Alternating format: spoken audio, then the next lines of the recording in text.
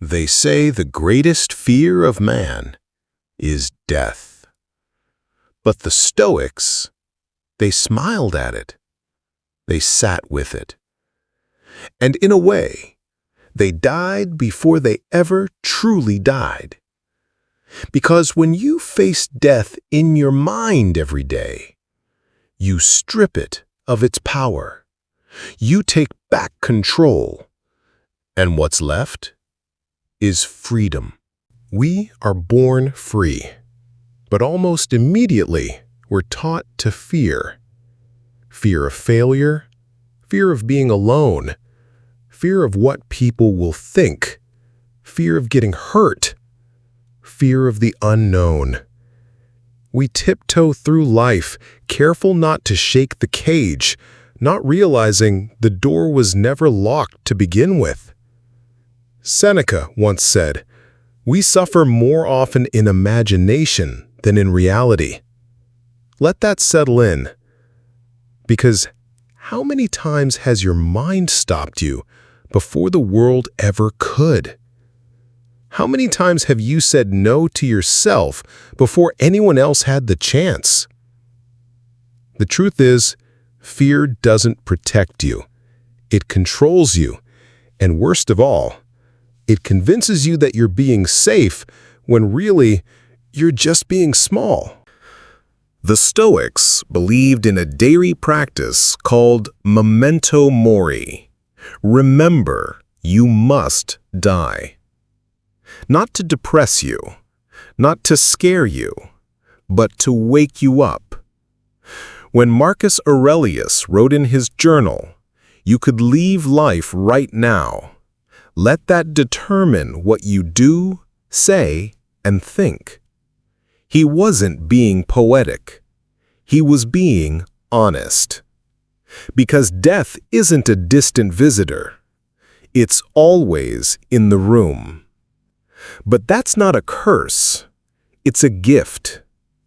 Knowing that your time is limited is exactly what gives it value. The man who lives as if he'll live forever wastes time. The man who dies before he dies, he becomes unbreakable. Control. We think we have it. Over people, over outcomes, over the future. But Epictetus, the Stoic slave who rose to wisdom, taught only two things are truly ours: our thoughts and our actions. Everything else, borrowed, temporary, fragile. You cannot control the storm, but you can control how you sail through it.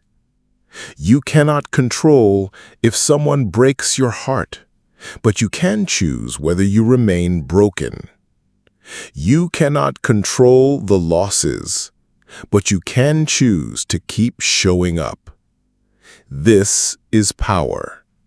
Not pretending the world will go your way, but being unmoved when it doesn't. The Stoics practiced something called premeditation malorum, the premeditation of bad things. They visualized loss. They imagined failure. They walked through pain before it arrived. Why? Because when you rehearse hardship in your mind, you prepare your soul for its arrival. He robs present ills of their power, Seneca said, who has perceived their coming beforehand. This doesn't make you pessimistic, it makes you ready. Fear lives in the unknown, so when you bring the unknown into the light, you disarm it. You walk into the arena already bloodied in your imagination, so when the blows land, you don't fall. You rise. Die before you die isn't just about death itself. It's about the death of ego, the version of you that needs validation, that fears rejection, that's desperate to be understood. Let it die, because the man who is not trying to impress anyone is the man who cannot be shaken. The one who no longer needs to win is the one most dangerous in battle. You see, fear is born from attachment, to reputation, to success, to outcome. But when you let it go, when you bury the ego, you resurrect courage. Courage isn't loud. It's not a scream. It's not rage. It's not bravado. Courage is the quiet man who shows up to work, even when he feels like falling apart. It's the mother who keeps moving, though grief is pulling at her heels. It's the young man who walks away from a fight, not because he's scared, but because he knows peace is harder. That is Stoic courage. It's not fearless. It's walking with fear and still doing the right thing. When you die before you die, you live with a fire. You don't waste time. You don't chase approval. You don't get shaken by rejection. You don't wait for tomorrow, because you realize tomorrow is a lie. Right now is all there is. And you still have breath in your lungs. You still have battles to fight. You still have a soul to sharpen. So sharpen it. Train your mind like a sword. Discipline your heart. Expect hardship. Welcome pain. And when fear comes whispering, smile. Because you've already died once in your mind, and there's nothing left to take from you. Look around you. All this, it ends. The people you love, the comfort you enjoy, the identity you cling to, it all vanishes. So don't wait to start living until life begins to leave. Take the risk. Speak the truth. Write the book.